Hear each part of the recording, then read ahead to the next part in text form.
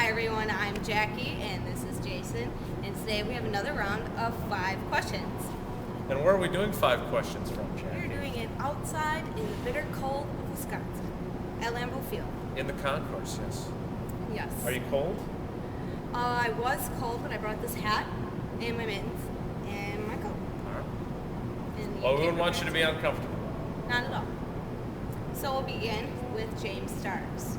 He had a lot of carries this weekend, and Mike McCarthy has said that, he's going to rotate the backs. But do you think Starks may get more carries again this weekend?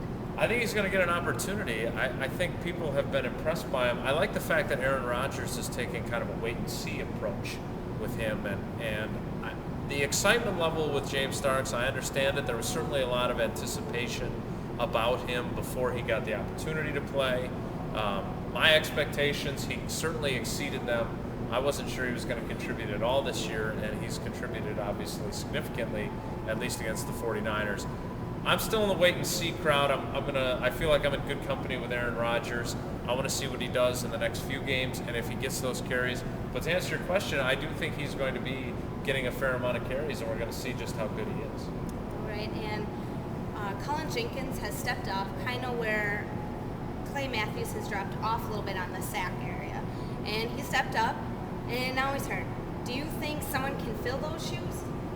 I really have been a Colin Jenkins fan for a long time. I think he's had a really good season, especially when you consider the fact that he was playing with a broken left hand and with that huge club cast that he couldn't grab anything with.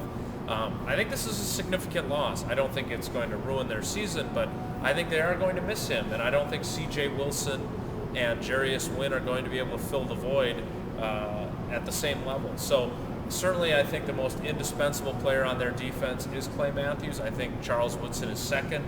We found out today that he sprained his ankle in practice. And I would say that Colin Jenkins is probably third on that list. So I know they have some depth issues at inside linebacker as well, but I'm a big Colin Jenkins guy. I think they're going to miss him. And the no interception streak, an all-time record. Bernie Kosar leads it with over 300. Bart Starrs not far behind. And then there's Aaron Rodgers. He's slightly halfway in those numbers. How big of an accomplishment is it to get 177? He's actually got 3 streaks like this during his time as a starter, so this is not the first time that he's gone a long time without throwing an interception. He's just been making such good decisions. He's had, I think, 2 passes that were really close to being intercepted. One against Minnesota where the guy dropped the interception, and the other one against Atlanta where the linebacker dropped and probably should have intercepted another pass. But other than that, he hasn't even been close to an interception, much less actually thrown one. So 5 games in a row without one, that's the longest streak in team history. It's been pretty impressive, and I think he's playing like we expected him to play. Remember last year, he only threw 7 interceptions all year, and he had thrown 9 in the first 6 or 7 games this year. So I think he's just gotten back to being the guy that we're accustomed to seeing. Calvin Johnson for the Detroit Lions leads all of the receiving stats. He's got over 800 yards, 12 touchdowns. How are they? Leads all the receiving stats for the Lions? For the Lions. Oh. Not overall. Sorry. Okay. It confused me. And it doesn't take much. So how are they going to stop him or slow him down? Well, they're going to stop him because they're playing Drew Stanton at quarterback, for one. I mean, I shudder to think what the Lions could have accomplished this year had Matthew Stafford stayed healthy all year. And it is kind of the Lions' luck to get the first overall pick and probably hit on it because he is a good quarterback, and have him not be able to stay healthy, not only last year, but now this year as well. So I think the best way to stop Calvin Johnson is to not have a good quarterback throwing him the football. And Sean Hill came in here as a career, basically journeyman backup and threw for a good amount of yards for him. But I think that's the thing that's held Calvin Johnson back. I think if he had consistent quarterback play, you'd be looking at a guy who would be leading all the receiving stats throughout the league. Last time the Packers played the Lions, it was a very close game, and the Lions have had some pretty close games with other teams.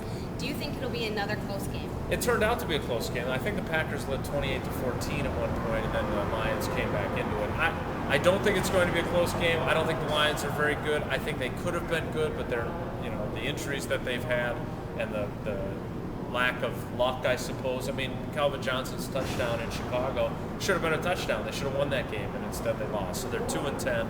I think the Packers are rolling right now. I know people may see this as a trap game, but to me, this is a team that's on track to really do some good things, and they're not going to have a letdown in a game against the inferior opponent. And then we have our. Why is it that when we do a video outside, with me it's a street sweeper, or it's the guys at the Georgia Dome changing the field? No, we got driving. All right, I'm sorry. Everyone wants to be in our video. That's what it is. They all love They're trying to Jacki. get a That's sneak what it peek. is. Yes. Trying to get a sneak peek of Jacki. There you go. Exactly. So we have our Twitter question, and Packer HQ asked this. He wants to know if the Packers have a rematch in Atlanta against Atlanta, can they be successful? I don't think there's any question they can be. I mean, you think about that game and the way they lost it. Aaron Rodgers' fumble at the goal line really cost them the game. Now, certainly I think Atlanta is better than people give them credit for. But Aaron Rodgers, he talked about it with us today. He was very funny about how he answered it, but someone asked him if he would prefer to play in domes, and he said, "No, I live in Green. I love the cold weather." And then he went on to explain how much easier the passing game is in the climate-controlled conditions of a dome. So I don't have any doubt that they could go back and could win. I'm not saying if they go back to Atlanta in the NFC Championship game that they would win, but I definitely think, I wasn't impressed with the crowd there, for one. They're kind of a late-arriving crowd. They don't, maybe if it was a Georgia Tech game, they would be better about their cheering. They just don't strike me. It's not like going to the Metrodome where it's always loud and the fans know exactly when to cheer. So I don't think that the home field advantage at the Georgia Dome is as impressive as it could be. Now, I think it would probably be better in an NFC Championship game or a playoff game, but I don't think there's any question that the Packers could go in and compete and could very well win a playoff game in Atlanta. And I think that's one of the reasons why they weren't ultra upset when they lost. I think they felt like, hey, we can come back here and we can beat these guys. Great, thank you. And we'll see you guys next week.